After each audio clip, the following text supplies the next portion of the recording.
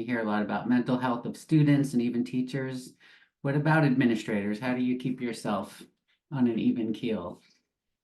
Um, I very much love this job. The rewards of doing this work outweigh what I see are the things that are challenging or difficult or whatever it may be.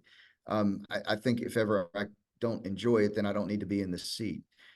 I do worry though about helping maintain a balance for our leaders and certainly our educators. That's been one of our biggest challenges, is making sure we've got an education workforce that is supported, that is elevated in its community, and that treated as professionals.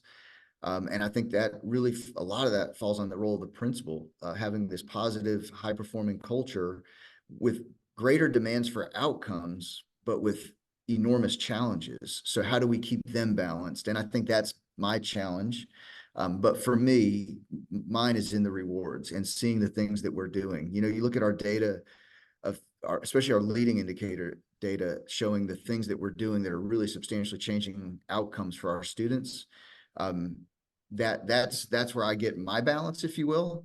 And I'm of course fortunate to have an incredible family, a great wife, and that helps in that a great bit. But I think it's the rewards and this job, even though I know what the stats are on superintendents, but this is it is an enjoyable job, a fun job.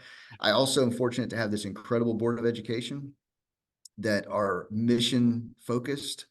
They understand their roles as board members. They've got a vision for this school system, and they're courageous in leading this school system forward. And when you get to work in partnership with a board of education like that, it makes this job absolutely enjoyable. And when you get to see progress, that's the reward. And I think that's how I found balance. Is that how you keep the principals motivated, showing them the results? You know, and like when you look at collective efficacy work, that's what it is. The results have to come, you know, and that's when we get better individually and then certainly collectively.